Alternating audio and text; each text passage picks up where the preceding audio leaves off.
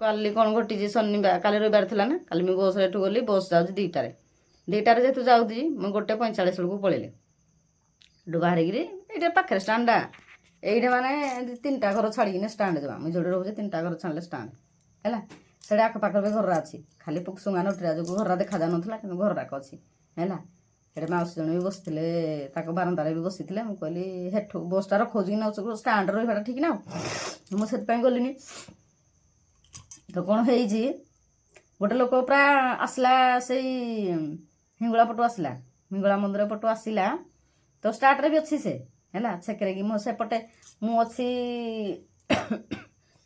ଅଛି ଦେବରୀ ସାଇଡ଼ ସେ ଖାଇଲି ସାଇଡ଼ ରହିଲା ହେଲା ଷ୍ଟାର୍ଟରେ ବି ରହିକି ସେ ମୋତେ ଏମିତି କହୁଛି ମାନେ ପାଟି ସେ ଫିଟୁନି ମାନେ ଇଆଡ଼େ ଯିବା ମାନେ ଅର୍ଥ ଆପଣମାନେ ବୁଝିପାରିବେ କୁଆଡ଼େ ଯିବା ମୁଁ କହିଲି ମୋ ସାଙ୍ଗେ ମୋର ପାସୱାର୍ଡ଼ ଖୋଲା କ୍ୟାମେରାର ମୋବାଇଲର ପାସୱାର୍ଡ଼ ଖୋଲା ସାଙ୍ଗେ ସାଙ୍ଗେ ସେ ମୁଁ ଯୋଉ ଚପଲଟା ସାଙ୍ଗେ ଉଞ୍ଚେଇ ଦେଲି ତା ଗୋଡ଼ର ଚପଲଟା ଉଞ୍ଚେଇ ଦେଲି କହିଲି ଆଇଲୁ ଏଠିକି କ'ଣ କାହାକୁ ଡାକୁଛୁ କିରେ ତମମାନେ ଯଦି ଏଡ଼େ ନୃଶଂସ ଲୋକ ସାଙ୍ଗେ କ୍ୟାମେରା ଅନ୍ କଲା ବେଳକୁ ଷ୍ଟାର୍ଟ ଥିଲା ନା କ୍ୟାମେରା ଅନ୍ କଲା ବେଳକୁ ସେ ପଳେଇଲା ହେଲା ସେ ଚାକିରି କରିଛି ମାନେ ୟୁନିଫର୍ମ ଡ୍ରେସ୍ ପିନ୍ଧିଛି ହେଲା ଚାକିରି କରିଛି ସେ ଲୋକ ୟୁନିଫର୍ମ ଡ୍ରେସ୍ ପିନ୍ଧିଛି ତ ଏମସିଏଲ୍ ଏବେ ଡ୍ରେସ୍ ପିନ୍ଧିଛି ଏମସିଏଲ୍ ଡ୍ୟୁଟି କରୁଛି ହେଲା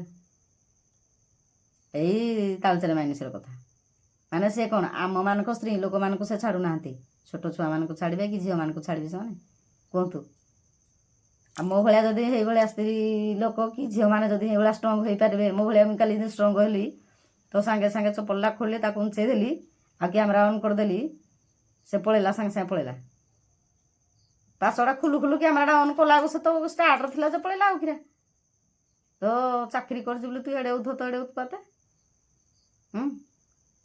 ଏମିତି ସାଙ୍ଗମାନେ କଥା ଆଜିକାଲି କାଳ ବେଳ କ'ଣ କହୁଛି ଆଉ ସମସ୍ତଙ୍କୁ ଏଇଟା ମୁଁ କହୁଛି ସବୁ ଝିଅମାନଙ୍କୁ କି ଯେଉଁ ଭଉଣୀମାନଙ୍କୁ ଆପଣମାନେ ଷ୍ଟ୍ରଙ୍ଗ ହୁଅନ୍ତୁ ଆପଣମାନଙ୍କୁ ଏଇଭଳିଆ ଯଦି କିଏ ବାଟରେ ଘାଟରେ ଯଦି ହଇରାଣ କରୁଛି ଆପଣମାନେ ନିଶ୍ଚିନ୍ତ ଭାବରେ ଦୁର୍ଗା ରୂପ ଧାରଣ କରନ୍ତୁ ଦୁର୍ଗା ନହେଲେ ମା କାଳୀ ରୂପ ଧାରଣ କଲେ ତାଙ୍କମାନଙ୍କୁ ଯାଇ ଜିତିବ ନହେଲେ ଜିତିପାରିବନି ହେଲା କାଲି ମୁଁ ଦୁର୍ଗା ରୂପ ଧାରଣ କରିଥିଲି ବୋଲି କାଲି ସେ ଲୋକ ମୋତେ ଏମିତି ଡାକୁଥିଲା ଜବରଦସ୍ତ ଯଦି ମାନେ ଆସିକି ଯଦି ମୋତେ ଟାଣିକି ଧରିକି ଯାଏ ହେତା ପୁଣି ଗାଡ଼ିରେ ଏପଟେ ଏପଟେ ସବୁଆଡ଼େ ଗାଡ଼ିରେ ଏପଟେ 4 ଚକିଆଡ଼େ ନାହିଁ ଗାଡ଼ିରେ ଏପଟେ ଚାରିଆଡ଼େ ଯାଉଛି ତାର କେତେ ସାହସ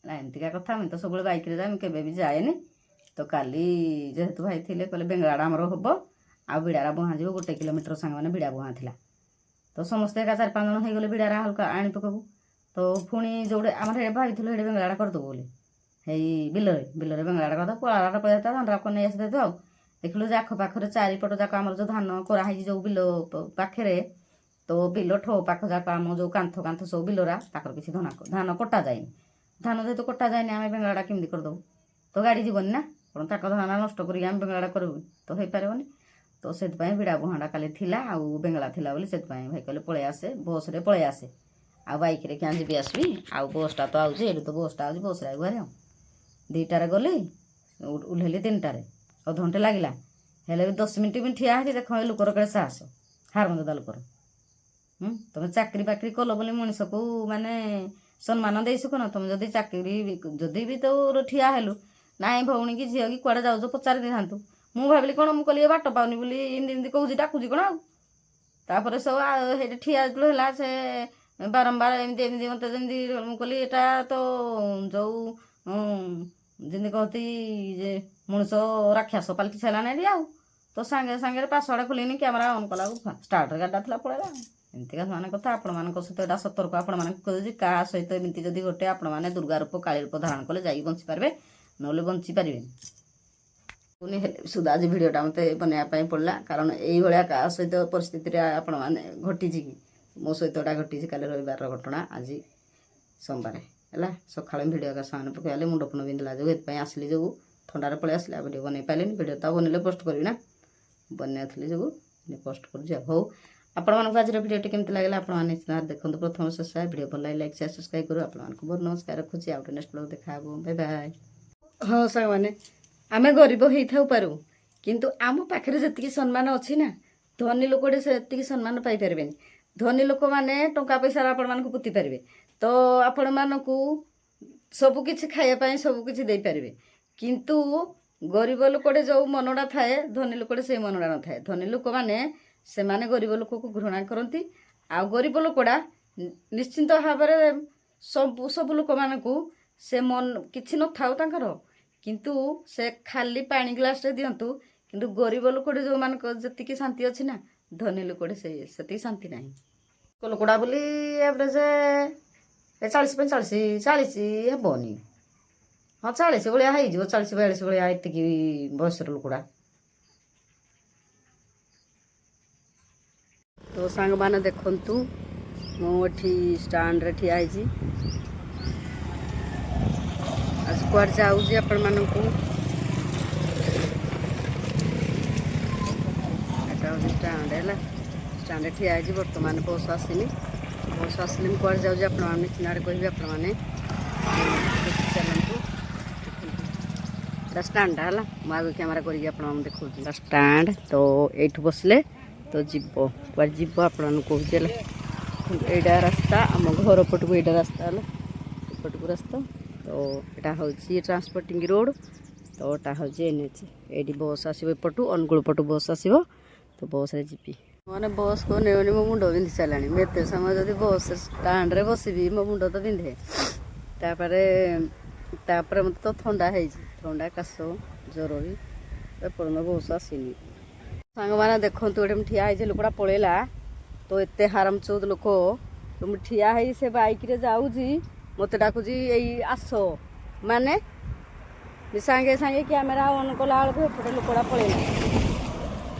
ଏଇପଟ ରାସ୍ତାରେ, ଆମ ଘର ସିଧା ରାସ୍ତାରେ, ଆମେ ଯେଉଁଠି ରହିଛୁ ଏଇପଟ ରାସ୍ତାରେ ମୁଇଁ ତ ମୋର ବସ୍କୁ ନେଇଛି, ସେ ବାଇକ୍ରେ ଯାଉଛି, ମୋତେ କହୁଛି ଆସ। ଏଇପଟେ ଲୋକଟା ଗଲା, ଏଇପଟେ ହେଲା। ଏଇପଟେ ଦେଖନ୍ତୁ ଏଇ ରାସ୍ତାଟା ଆପଣମାନେ ଦେଖନ୍ତୁ, ଏଇପଟ ରାସ୍ତାରେ ହିଁ ଗଲା ହେଲା। ଆଜିକାଲି ସୁରକ୍ଷିତ ସାଙ୍ଗମାନେ ନାହିଁ, ମାନେ ସେମାନେ ସ୍ତ୍ରୀ ଲୋକମାନଙ୍କୁ ବି ମାନେ ଛାଡ଼ୁନାହାନ୍ତି କଥା କହିବାରେ, ଆଉ ଛୋଟ ଛୁଆମାନଙ୍କୁ ସେମାନେ କ'ଣ ଛାଡ଼ିବେ ହେଲା। ଆଜିକାଲି ଦେଖନ୍ତୁ କେମିତିଆ ଯୁଗ ହେଲାଣି। ସବୁ ଘର ଅଛି, ମାନେ ଘର ପାଖରେ, ମାନେ ଦେଖନ୍ତୁ ତ ଏହି ଲୋକର ସାହସ କେତେ, ମାନେ କେମିତିଆ କଥା କହୁଛି। ଚାରିପଟ ଯାକ ଘରରା ସାଙ୍ଗମାନେ, ଏପଟେ ସବୁ ଘର, ଏଇଟା ନୋଟରା ଯୋଗୁଁ ଦେଖା ନହେଲେ ଘରରା।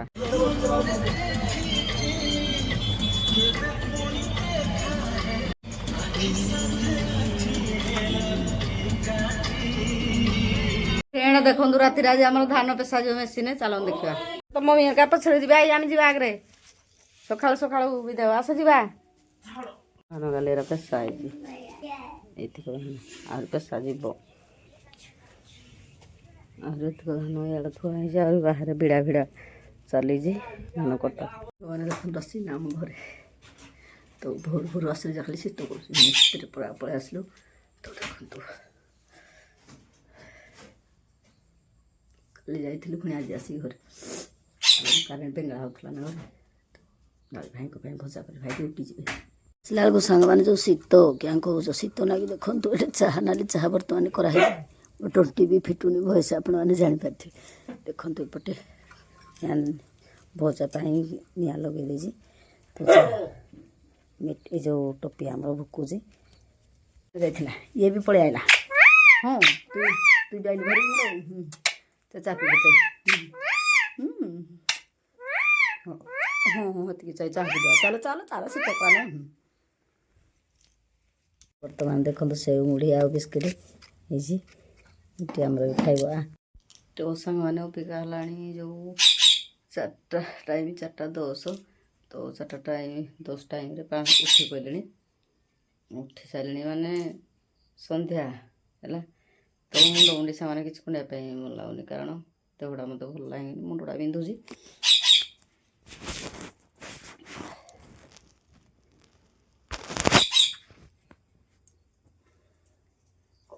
କମଳ ଘୁରେଇକି ସାମାନ ଶୋଇଥିଲେ ଦେଖନ୍ତୁ, ଏଟା କମଳ। ଏତେ ଜୋରରେ ମାନେ ମୁଣ୍ଡ ବିନ୍ଧିଲା, ଆପଣମାନେ ବିଶ୍ୱାସ କରିପାରିବେନି। ମେଡ଼ିସିନ ଖାଇଲି ବି ମାନେ କମିଲାନି ଟୋଟାଲି।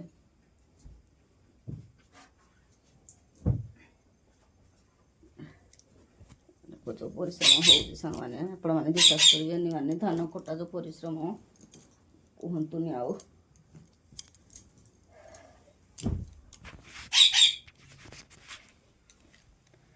ବହୁତ ସମାନ ପରିଶ୍ରମ।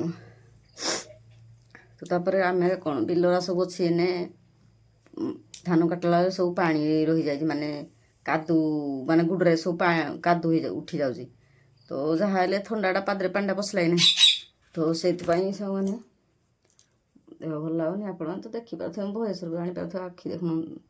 ଆଖି ଦେଖନ୍ତୁ କେତେ ପୁରା ଲାଲ ଲାଲ, ପୁରା ଦେହ ଅସୁସ୍ଥ ହେଲେ ଆଖି ଲାଲ ହେଇଯିବ।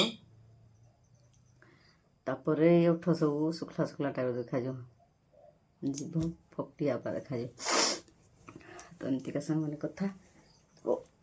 ରାତି ପାଇଁ ରୋଷେଇ ହେବ। ମୁଣ୍ଡ ବିନ୍ଧୁଛି, ତଥାପି ଭିଡ଼ିଓ ଆପଣମାନଙ୍କୁ ଆଜି ସକାଳେ ଦେଇପାରିନି ଭିଡ଼ିଓ।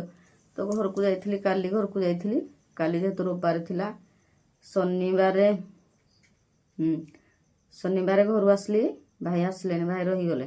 କାରଣ କୁକୁରଟା ଅଛି, କୁକୁରଟା ଯେଉଁ ଥିଲା ମୁଁ ଭିଡ଼ିଓ ପୋଷ୍ଟ କରିଥିଲି, ମୁଁ ଘରକୁ ପଳେଇ ଆସିଯାଇଛି ବୋଲି। ତ ଘରେ ସେ ଭିଡ଼ିଓଟା ଆପଣମାନଙ୍କୁ ବନେଇକି ପୋଷ୍ଟ କରିଥିଲି।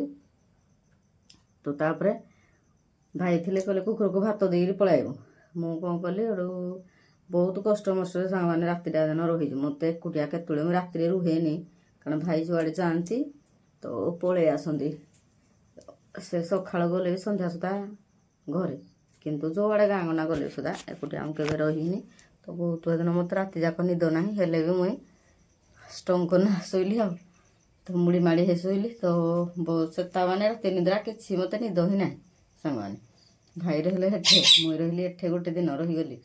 ତ ସକାଳୁ ସକାଳୁ ପୁଣି 2ଟାରେ ପୁଣି ବସ୍ରେ ଗଲି, ଦିନ 2ଟାରେ ବସ୍ରେ ଗଲି। ତାପରେ ପୁଣି ବିଡ଼ା କାଲି ରବିବାର ଥିଲା ନା, କାଲି ବିଡ଼ାରା ବୋହିବା ପାଇଁ ଥିଲା। ଭାତ ବସେଇ ଦେଇ ଜଡ଼ିକି ଟିକେ ଆମର ପୁଚକି ଟିକେ ସେମାନଙ୍କୁ ଦେଖାଉଛି। ତ ଟାଇମ୍ ଆପଣମାନେ କହିବେ ଏତିକି ଟାଇମ୍ ହେଇଗଲା 7:10ରେ। ଦେଖନ୍ତୁ ସନ୍ଧ୍ୟା ହେଇଗଲାଣି। ଏପଟେ ସବୁ ବାସନ କୁସନ ଥିଲା ଯେ ତାକୁ ମାଜିକୁଛି ନା, ତାକୁ ବି ରଖିଦେଇଛି। ଦେଖନ୍ତୁ ଚେୟାରରେ ଗଦେଇକି ଦେଇଛି ହେଲା। ଏମିତିକା ସାଙ୍ଗମାନେ। ଆଉ ଆଜି ତ ଆସିଲି, କିଛି ଟୋଟାଲ ହିଁ ଭିଡ଼ିଓ ବନେଇନି। ଭିଡ଼ିଓ ବନେଇଲେ ସିନା ଆପଣମାନଙ୍କୁ ପୋଷ୍ଟ କରିବି। ତ ବନେଇନି ଭିଡ଼ିଓ, ସେଥିପାଇଁ ଆଉ ପୋଷ୍ଟ କରିନି। ବନଉଛି, ଦେଖାଯାଉ। ଭିଡ଼ିଓ ବି ଲେଟ୍ରେ ଯିବ ଆଜି। ତୋର ଡ୍ୟୁଟି ଟାଇମ୍ ହେଇଗଲାଣି, ଭାଇ ଆସିବେ। ଭାଇ ପୁରା 3 ଦିନ ଜାଗାରେ 5 ଦିନ ଛୁଟି ନେଇଯାଇଥିଲେ ହେଲା। ବାପା ମାଆଙ୍କର ଯଦି ସାଙ୍ଗମାନେ ପୁଅ ଗୋଟେ ଥିବ, ବାପା ମାଆଙ୍କୁ କେତେ ପୁରା ସାହାଯ୍ୟ କରିଥିବ ନାଇଁ। ବାପା ମାଆଙ୍କର ପୁଅ ନାହିଁ ବୋଲି ଆମେ 50 କିଲୋମିଟର ଡେଲି ଯିବା ଆସିବା କରୁଛୁ ହେଲା। ଗୋଟେ ଦିନ ରହିଯାଇଥିଲେ 50 କିଲୋମିଟର ଯିବା ଆସିବା। ହେଲେ ଆଜିକାଲି ପୁଅ ଜନ୍ମ କରିଥିଲେ ବି ସୁଦ୍ଧା ଆଜିକାଲି ପୁଅମାନେ ବାପା ମାଆଙ୍କ ମନ କଥା ବୁଝୁନାହାନ୍ତି। ହେଲେ ଆମେ ମୁଁ ଝିଅଟେ, 50 କିଲୋମିଟର ଯିବା ଆସିବାଟା ମାନେ, ଏଇଟା ତ ଥଣ୍ଡା ଶୀତ ଦିନ। ତାପରେ ପବନ ପଶିନା। ଆଜି ମାନେ 6ଟାରୁ ସେଠୁ ବାହାରିଲି 5ଟାରେ, ଆମ ଘରୁ 5ଟାରେ ବାହାରିଲି। ଆସିଲା ଆସିକି ଏଠିକି ଘଣ୍ଟାଟିଆ ଲାଗିଲା। 6:10 ହେଇଥିଲା। ଏମିତିକା ସାଙ୍ଗମାନେ କଥା। ଆପଣମାନେ ଜାଣିପାରୁନାହାନ୍ତି। କମେଣ୍ଟ ବହୁତ ଭଉଣୀମାନେ କମେଣ୍ଟ କରୁଛନ୍ତି, ଖରାପ କମେଣ୍ଟ। ଆଉ ଭାଇ ଭଉଣୀମାନେ ମୋତେ ଭଲ କମେଣ୍ଟ କରୁଛନ୍ତି। ତ ମୋତେ ଭିଡ଼ିଓ ମାନେ ଯେଉଁ ବ୍ଲଗ୍ କରୁଛି, ତ ମୋ ନିଜ ରକ୍ତର ସାଙ୍ଗମାନେ ମୋତେ ବି ବହୁତ ଇର୍ଷା କରନ୍ତି ହେଲା। ମୋ ନିଜ ରକ୍ତର କ'ଣ କହୁଛନ୍ତି ଆପଣମାନେ ଜାଣିବେ ମୁଁ କହୁଛି। ତ କ'ଣ କହିଲେ ଆପଣମାନେ କହିବେ ଆପଣମାନଙ୍କ ରକ୍ତର ଲୋକ ଏଭଳିଆ ଅଛନ୍ତି। ହଉ, ଆପଣମାନଙ୍କୁ କହୁଛି, କହିବି ବୋଲି ଭାବିପାରୁନି ସେମାନେ କହିବିନି। ମୁଁ କହିଦେବି ଆପଣମାନଙ୍କୁ ହେଲା। ସପୋର୍ଟ କରୁନାହାନ୍ତି ବ୍ଲଗ୍ରେ, ତ ସପୋର୍ଟ ଯାହା କରୁନାହାନ୍ତି, କିନ୍ତୁ ଦେଖେ ଶିଖେ ବହୁତ କଥା କହୁଛନ୍ତି। ତ ଇଏ ଯେମିତି ଗୋଟେ ମାନେ ୟୁଟ୍ୟୁବର ହେଇଯିବ, ଇଏ ୟୁଟ୍ୟୁବ କରୁଛି, ଦେଖେଇ ହେଉଛି। ତ ଯେଉଁଟା ମାନେ କ'ଣ କହିବି, ଏଇଟା ପାଟିରେ ସେମାନେ ଆସୁନି ମୋତେ। ତାଙ୍କମାନଙ୍କୁ କହିବା ପାଇଁ କିନ୍ତୁ ପାଟିରେ ଆସିଲା, କିନ୍ତୁ ମୋତେ ପାଟିକି କହିବା ପାଇଁ ଆସୁନି। ଆଉ କିଛି ଲୋକ ବି ଅଛନ୍ତି, ଭାଇକି ବି ୟୁଜ୍ କରୁଛନ୍ତି, ମାନେ ମୋ ସ୍ୱାମୀକି। ମୁଁ ଭାଇ କେତେବେଳେ କହିଦେଉଛି ଯେ ଆପଣମାନେ କହୁଛନ୍ତି ସେ ତମର ଭାଇ ଲାଗିବେ କି, ତମମାନଙ୍କର ଭାଇ ଲାଗିବେ କି ନାହିଁ, ଆଉ କ'ଣ ସ୍ୱାମୀ ବୋଲି ଡାକିବି କି କହିତା ବୋଲି ଡାକିବି। ଏମିତିଆ କେହି ଲୋକ ଜାଣିପାରୁନାହାନ୍ତି, କହିଦେଉଛନ୍ତି ଆଉ। ତ ତାଙ୍କୁ ବି ବହୁତ ଲୋକ ଉସ୍କେଇ ଚାଲିଛନ୍ତି। ଇଏ ମା ୟୁଟ୍ୟୁବରେ ଏମିତି କହୁଛି, ହିନ୍ତି କହୁଛି, ଏଟା ଖାଉଛି ଏମିତି କହୁଛି। ତାଙ୍କୁ ବି ବହୁତ ଲୋକ ଉସ୍କନ୍ତି। ସେ ବି ମୋତେ ବହୁତ ୟୁଟ୍ୟୁବ ଚ୍ୟାନେଲ୍ ଯେଉଁ ଖୋଲିଛି, ବହୁତ ମୋତେ ପ୍ରତିବାଦ କରୁଛନ୍ତି ବି। ମୋବାଇଲ ଫିଙ୍ଗିଦେବି, ଇଏ କରିବି, ସେ କରିବି, ବହୁତ ସାଙ୍ଗମାନେ ହେଲା। ଯେ ମାନେ ମୁଁ ୟୁଟ୍ୟୁବ କରୁଛି, ହେଲେ କିନ୍ତୁ ମୁଁ ଜାଣିଛି ମୁଇଁ କ'ଣ ମୁଁ ନିଜେ ଜାଣିଛି ମୋତେ କେତେ ଯେ କଷ୍ଟ କରିବାକୁ ପଡ଼ୁଛି ସେଟା ମୁଁ ନିଜେ ଜାଣୁଛି। କେହି ମୋତେ ମାନେ ଗୋଟେ ସପୋର୍ଟ ନାହିଁ। ଆପଣମାନେ ଦେଖୁଛନ୍ତି ନା ଏକୁଟିଆ ଏକୁଟିଆ ଧରିକି ବ୍ଲଗ୍ କରିବାଟା, ସବୁଆଡ଼େ ଯୁଆଡ଼େ ଯାଉଛି ବି ଏକୁଟିଆ କ୍ୟାମେରା ଧରିବାଟା, ଆଉ କେହି ବି ମାନେ ମୋତେ ସାହାଯ୍ୟ ଟିକେ ନାହିଁ ହେଲା ବ୍ଲଗ୍ କରୁଛି ବୋଲି। ତ ଏମିତିଆ କଥା ସାଙ୍ଗମାନେ। ଆଉ କ'ଣ କହିବି ଆପଣମାନଙ୍କୁ, ଆଉ କ'ଣ ମୋ ଦୁଃଖର କଥା କି ଦୁଃଖର କାହାଣୀ କ'ଣ କହିବି। ତ ଆଉ କେହି କେହି ଲୋକ ଅଛନ୍ତି ଯେ ମାନେ ମୋର ତ ଯାହା ଦୁଃଖ ଆଉ କେହି ଭଉଣୀମାନେ ଅଛନ୍ତି ଯେ ଆଉ ଟିକେ ମୋ ଉପରେ ଦୁଃଖ ମାନେ କଥା ଯେଉଁ କମେଣ୍ଟ କରିଦେଉଛନ୍ତି ସେଟା ବହୁତ ମୋତେ ଦୁଃଖ ଲାଗୁଛି ହେଲା। ତ କାହା ମନରେ ଟିକେ ଖୁସି ଦେଇପାରିବାନି, ଦୁଃଖ କାହିଁକି ଦେବା? ତା ବିଷୟରେ ତ ଆମେ କିଛି ଜାଣିନେ, ତାକୁ କ'ଣ ପାଇଁ ଖରାପ କମେଣ୍ଟ ଦେବା? ଏମିତିକା କଥା ସାଙ୍ଗମାନେ। ଆଉ କ'ଣ ଆପଣମାନଙ୍କୁ ଆଉ କ'ଣ କହିବି? ତ ଭିଡ଼ିଓ ଗାଁ ଗହଳିରେ ଲୋକମାନେ ଦେଖେ ସେ କେହି କୁହନ୍ତି, ବହୁତ ଲୋକ ବହୁତ କଥା କୁହନ୍ତି, ଏମିତି କରୁଛି ସେମିତି କରୁଛି। ଗାଁ ଗହଳି ଲୋକମାନେ ମାନେ କୁହନ୍ତି, ସହର ଅଞ୍ଚଳରେ ତ କେହି ସେମିତି ସମସ୍ତେ ୟୁଟ୍ୟୁବର ହେଲେଣି, ସମସ୍ତେ କରୁଛନ୍ତି। ସହର ଅଞ୍ଚଳରେ ଏତେ କେହି କହୁନାହାନ୍ତି, କିନ୍ତୁ ଗାଁ ଗହଳି ଏଇଟା କହିବେ। କିନ୍ତୁ ଆମ ନିଜ ରକ୍ତର ଲୋକ ସାଙ୍ଗମାନେ ଛାଡ଼ୁନାହାନ୍ତି। ଆଉ ବାହାର ଲୋକ କ'ଣ କହିବି ଆପଣମାନଙ୍କୁ, କ'ଣ କହିବି ହେଲା। କ'ଣ ଏତେ ଭିଡ଼ିଓ ବନାଉଛି ମୁଁ, କ'ଣ ଏତେ ଏମିତି ଖରାପ କରିନା ଭିଡ଼ିଓ ବନାଉଛି? ମୋତେ ଯିଏ କହିବ ମୁଁ ତାକୁ, ଆପଣମାନଙ୍କୁ ଯଦି ବିନା ଦୋଷରେ କିଏ କହୁଛି ନା, ଆପଣମାନେ ଯଦି ତା ଯେଉଁ ମାନେ ସେ ଉଚିତ ଶିକ୍ଷା ଆପଣମାନେ ଯଦି ନ ଦେବେ ସେ ବେଶୀ କହିବ ହେଲା। ଆପଣମାନଙ୍କୁ ଯିଏ କହୁଛି ଆପଣମାନେ ସାଙ୍ଗେ ସାଙ୍ଗେ ପଛରେ ନ କହି ସାଙ୍ଗେ ସାଙ୍ଗେ ଉତ୍ତରଟା ଦେବା ସେଇଟା ଭଲ। ପଛରେ କହିଲେ କିଏ ଶୁଣୁଛି, ସାଙ୍ଗେ ସାଙ୍ଗେ କହିବାଟା ଭଲ। ତ ସେମିତି କଥା ସାଙ୍ଗମାନେ। ଆଉ କ'ଣ କହିବି ଆପଣମାନଙ୍କୁ, କହିବି କ'ଣ, ମୁଁ ମାନେ 3 ବର୍ଷ ହେଲାଣି ୟୁଟ୍ୟୁବ୍ ଚ୍ୟାନେଲ୍ ଖୋଲିଲିଣି। କାଲି ବି ସେ କହୁଥିଲି 3 ବର୍ଷ ହେଲାଣି ୟୁଟ୍ୟୁବ୍ ଚ୍ୟାନେଲ୍ ଖୋଲିନି, ମାନେ ମୋ ସପୋର୍ଟ କେହି ନାହିଁ ଯୋଗୁଁ ଆଜି ଏଇ 3 ବର୍ଷ ହେଲାଣି ଗେଣ୍ଡୁଛି ଘୁଷୁରୁଛି ଆଉ ଖାଲି ଆଉ ସପୋର୍ଟ ଥିଲେ ମାନେ ସମସ୍ତେ ମୋତେ ଯଦି ସାହାଯ୍ୟ କରନ୍ତେ ମୁଁ ତ ନିଶ୍ଚିନ୍ତ ଭାବରେ ଆଗକୁ ବଢ଼ି ଚାଲନ୍ତି ନା। କେହି ସାହାଯ୍ୟ କରୁନାହାନ୍ତି, ସେଥିପାଇଁ ଗୋଟେ ଲୋକ ଯାହା ବି ପାରୁଛି ଆପଣମାନଙ୍କୁ ଦୁଃଖ ସୁଖ ଭଲ ମନ୍ଦ ସବୁ ହିଁ ମୁଁ ସେୟାର କରିପାରୁଛି। ହେଲେ ବି ଆପଣମାନେ କେହି ତ ଖରାପ କମେଣ୍ଟ ଦେଇଦିଅନ୍ତି, କେଉଁ ଭଉଣୀମାନେ ଖରାପ କମେଣ୍ଟ ଦେଇଦିଅନ୍ତି। ତ ଏମିତିକା ସେମାନେ କଥା, ଖରାପ କମେଣ୍ଟ ଦେବା ପୂର୍ବରୁ 100 ଥର ଚିନ୍ତା କରିବା ଦରକାର। ତ ଆମେ 3 ବର୍ଷ ହେଲାଣି ୟୁଟ୍ୟୁବ୍ ଚ୍ୟାନେଲ୍ ଖୋଲିଲୁ, କାହିଁ ତ ଆମେ କାହାକୁ ଖରାପ କମେଣ୍ଟ ଦେଉନୁ? କ'ଣ ପାଇଁ ଆମେ ଦେବୁ ଖରାପ କମେଣ୍ଟ? ଆମେ ତ ସେ ବିଷୟରେ ତାଙ୍କ ବିଷୟରେ କିଛି ଆମେ ଜାଣୁ, ତାଙ୍କ ପରିବାର ବିଷୟରେ ଜାଣୁ, କାହିଁକି ଆମେ ଦେବୁ? ସେ ଯଦି ଉପରକୁ ଜଣେ ଉଠିବା ପାଇଁ ଚେଷ୍ଟା କରୁଛି, ମାନେ ଗରିବ ଲୋକଟି ଉପରକୁ ଚେଷ୍ଟା କରୁଛି, କ'ଣ ପାଇଁ ଚେଷ୍ଟା କରୁଛି? ତା ଘରର ମାନେ ସବୁ ତ ବ୍ଲଗ୍ରେ ଆପଣମାନଙ୍କୁ କହୁଛି। ତ ତାର ସେ ଆଜିକାଲି ତ ୟୁଟ୍ୟୁବ୍ କରିକି ଲୋକମାନେ କୋଟି କୋଟି ମାନେ ରୋଜଗାର କରିପାରୁଛନ୍ତି ୟୁଟ୍ୟୁବ୍ ଚ୍ୟାନେଲ୍ ଖୋଲିକି। ତ ସେ ଯଦି କିଛି ମାନେ ଗରିବ ହେଇକି ରହିଛି, ତାକୁ ଆମେ ଯେଉଁ ଭାଇମାନେ ସପୋର୍ଟ ଭଉଣୀମାନେ ସପୋର୍ଟ କଲେ ନିଶ୍ଚିନ୍ତ ଭାବରେ ଆଗକୁ ବଢ଼ିବ। ତ ସମସ୍ତଙ୍କ ମୁହଁରେ ବି ହସ ଫୁଟାଇବ। ତ ଆଜି ବି ମୋ ବାପା ମାଆଙ୍କର ପୁଅ ନାହିଁ, ମୁଁ ଯେହେତୁ ଝିଅ, ମୁଁ ଯଦି କିଛି ରୋଜଗାର କରିପାରିବି, ବାପା ମାଆଙ୍କୁ ଯଦି ମୁଁ କିଛି ପୋଷିବି, କିଛି ପଇସା ଇନକମ୍ କରି ବାପା ମାଆଙ୍କୁ ଯଦି ପୋଷି ପାରିବି, ତ ମୋ ଜୀବନ ହୋଇଗଲା ଧନ୍ୟ ହେଲା। ପୁଅ ଝିଅ ଭିତରେ କିଛି ଫରକ ନାହିଁ। ପୁଅ ଯାହା କରିପାରିବ ଝିଅ ବି ତାଠୁ 10 ଡବଲ କନା ଦେଖାଇ ଦେଉଛି, ସେମିତି କିଛି ନାହିଁ। ଆଉ ଯୋଉ ଆଜିକାଲି ପୁଅମାନେ ଅଛନ୍ତି ବାପା ମାଆଙ୍କୁ ପିଟୁଛନ୍ତି, ଆଉ ଅଛନ୍ତି ବହୁତ, ପ୍ରାୟ ଆମେ ଦେଖିଛି ହେଲା। ଆପଣମାନଙ୍କୁ ମୁଁ ମିଛରେ କହୁନି, ବହୁତ ଲୋକ ଦେଖିଛି। ଆଉ ତାଙ୍କୁ ବି କଟୁ କଥା କହୁଛନ୍ତି। କେ କଟୁ କଥାଟା କହିବା କ'ଣ, ମାଡ଼ ମାଇଲେ ସମାନେ କଥାଟା ଯେତିକି, ଭାଷାଟା ଯେତିକି କଟୁ ମାନେ ଟାଣି ହେଇକି କହିବା କଥାଟା, ମାନେ ଏଇଟା ମାଡ଼ ମାଇଲାଠୁ ସମାନେ। ମାଡ଼ ମାଇଲେ ଯିଏ, କଟୁ କଥାଟା ବି କହିଲେ ସିଏ। ସବୁ ଚ୍ୟାନେଲ୍ରେ କ'ଣ ପାଇଁ ଆସୁନାହାନ୍ତି? ଯେଉଁ ଝିଅ ପୁଅ କ'ଣ ପାଇଁ ଆସୁନାହାନ୍ତି? ତାଙ୍କର ତ ଭବିଷ୍ୟତ ଅଛି ନା, ସେ ପାଠ ପଢ଼ୁଛନ୍ତି, କ'ଣ ପାଠ ପଢ଼ୁଛନ୍ତି ଯେଉଁ ସେ ବ୍ଲଗ୍ ଚ୍ୟାନେଲ୍ରେ ଆସିପାରୁନାହାନ୍ତି, କାରଣ ତାଙ୍କର ପୁଣି ଭବିଷ୍ୟତ ଅଛି ନା। ସେ ଯଦି ଏଥିରେ ୟୁଟ୍ୟୁବ୍ରେ ଏତିକି ଟାଇମ୍ ଦେବେ, ସେ କେତେବେଳେ ପାଠଟା ପଢ଼ିବେ? ତାପରେ ଆଜିକାଲି ଆପଣମାନେ ଦେଖୁଛନ୍ତି ଏଇ ସୋସିଆଲ୍ ମିଡ଼ିଆରେ କାମ କରିବା ଭିତରେ ରିଲ୍ସ ନିଶା, ୟୁଟ୍ୟୁବ୍ ନିଶାରେ ଗୋଟେ ଜୀବନ ଚାଲିଯାଉଛି। ଆପଣମାନେ ଦେଖୁଛନ୍ତି ନା। ତ ରିଲ୍ସ କରୁଛନ୍ତି, କେତେବେଳେ ଟ୍ରେନ୍ ଲାଇନ୍ରେ, କେତେବେଳେ ମାନେ ରିଲ୍ସ କରୁଛନ୍ତି, କେତେବେଳେ ମରିଯାଉଛନ୍ତି, କେତେବେଳେ ଯେଉଁ ନଈରେ, କେତେବେଳେ ବନ୍ଧରେ, କେତେବେଳେ ପାହାଡ଼ ଉପରେ ଆପଣମାନେ ଦେଖୁଛନ୍ତି। ଆପଣମାନେ ଛୋଟ ଛୁଆମାନଙ୍କୁ ମୋବାଇଲ, ବାପା ମାଆ ମାନେ ବି ମୋବାଇଲ ଦେଇ ଦିଅନ୍ତି ଛୋଟ ଛୁଆମାନଙ୍କୁ। ବୟସ ହେଲେ ମୋବାଇଲ ଦିଅନ୍ତୁ ପିଲାମାନଙ୍କୁ, ବୟସ ନହେଲେ ମୋବାଇଲ ଦିଅନ୍ତୁନି। କି ତାଙ୍କମାନଙ୍କୁ ଏ ଯେଉଁ ରିଲ୍ସ ନିଶା ଘାରୁଛି କି ୟୁଟ୍ୟୁବ୍ ନିଶା ଘାରୁଛି, ସେମିତି ନାହିଁ। ବୟସ ତାଙ୍କର ହେଇଯାଉ, ବୟସ ହେଲେ ଆପେ ଆପେ ତାଙ୍କ ମୁଣ୍ଡରେ ବୁଦ୍ଧି ପଶିବ। ତାଙ୍କୁ ୟୁଟ୍ୟୁବ୍ କରିବା ପାଇଁ ସେ ଯଦି ଇଚ୍ଛା କରୁଛନ୍ତି ୟୁଟ୍ୟୁବ୍ରେ ହେବା ପାଇଁ, ନିଶ୍ଚିନ୍ତ ଭାବରେ ତାଙ୍କର ଆଇଡ଼ିଆ କିଛି ଆସିବ, ୟୁଟ୍ୟୁବ୍ କରିପାରିବେ। ତ ଏଇ 10-12 ବର୍ଷର, 8-9 ବର୍ଷର ପିଲାମାନେ ଯେଉଁ ଇନଷ୍ଟା ରିଲ୍ସ କରିକିନା ନିଜକୁ ନିଜେ ଜୀବନ ହାରି ଦେଉଛନ୍ତି। ଆପଣମାନେ ତ ଜାଣିଥିବେ, ଦେଖୁଛନ୍ତି ଯେଉଁ ମୋବାଇଲ ଦେଖୁଛନ୍ତି, ଆଉ ଟିଭି ଦେଖୁଛନ୍ତି, ନ୍ୟୁଜ୍ ଯେଉଁ ସବୁଥିରେ ତ ଦେଖୁଛନ୍ତି। ଆଉ ଆପଣମାନଙ୍କୁ ଆଉ କ'ଣ କହିବି? ମାନେ ଯୁଆଡ଼େ ଯଦି ଯିବି ଯଦି କୁଆଡ଼େ ବାଇକ୍ରେ ଭାଇ ପଳେଇ ଯାଇଥିବେ ଯଦି ନାଇଁ କହିବେ ପାଖକୁ ଅନୁଗୁଳ ମେଡ଼ିକାଲ ଫେଡ଼ିକାଲ କ'ଣ କାମ ଯଦି ଅଛି ତ ମୁଁ ଦୁଇ ଜଣ ନହେଲେ ମୁଁ ଯାଏନି। 2 ଜଣ ଯେମିତି ହେଲେ ଆମେ ଯଦି ବସ୍ରେ ଯିବୁ 2 ଜଣ 2 ଜଣ ହେଲେ ଆମେ ଯାଏ, ଏକୁଟିଆ ସାଙ୍ଗମାନେ ଯାଏନି। କାରଣ ଆଜିକାଲି ବେଳକାଳ ଠିକ୍ ନାହିଁ। ଆଜିକାଲି ଲୋକମାନଙ୍କୁ ଆଜିକାଲି ଯେଉଁ ଭୂତକୁ ସାଙ୍ଗମାନେ ଆଗକାଳ ଲୋକ ଡରୁଥିଲେ, ଏବେ ମଣିଷରାକ ନୃଶଂସ ପାଲଟି ଯାଉଛନ୍ତି ହେଲା। କ'ଣ ଏଇ ମନି ଟଙ୍କା ଯୋଗୁଁ ସେମାନେ ବେଶୀ ଉତ୍ପାତ ହେଉଛନ୍ତି ହେଲା। ଏଇ ଟଙ୍କା ଯୋଗୁଁ ଉତ୍ପାତ ହେଇନା ମାନେ ଛୋଟିଆ ଛୁଆମାନଙ୍କୁ ଯାହା ଛାଡ଼ୁନାହାନ୍ତି, ମାନେ ସ୍ତ୍ରୀ ଲୋକମାନଙ୍କୁ ଛାଡ଼ୁନାହାନ୍ତି, କାହାକୁ ବି ସେ ଛାଡ଼ୁନାହାନ୍ତି ହେଲା। ତ ଦେଖି ଚାହିଁକି ଆପଣମାନେ ଯଦି ଯିବେ ବି ଦେଖି ଚାହିଁକି ଯାଆନ୍ତୁ। ତ ମୋ ସହିତ କ'ଣ ଘଟିଛି ଆପଣମାନଙ୍କୁ କହୁଛି। ଯେଉଁ ସାଙ୍ଗମାନେ ଗାଈ ଯେଉଁ ଛାଡ଼ି ଦେଉଛନ୍ତି, ଯେଉଁମାନେ ଗୋଟିଏ ଯୁଡ଼ିଏ କିଆର ଧାନ ମେଙ୍ଗଳା ହେଇଛି, ଆଉ ସବୁ ଯେଉଁ ଧାନ ଯେଉଁ କଟା ହେଇଛି ସବୁ ଛତ୍ରୀ ବତ୍ରୀକିନି ସବୁ ଉଙ୍କ ଖାଲି ପଡ଼ିଛି। ତ ଭିଡ଼ିବା ପାଇଁ ବାପା ଜଣେ, ଆଉ ତ ଇଏ ଆରୁକା କରି ଜାଣେ, ଆରୁକାର କଲେ ସିନା ଧାନ ଭିଡ଼ାରା ଭିଡ଼ିବେ।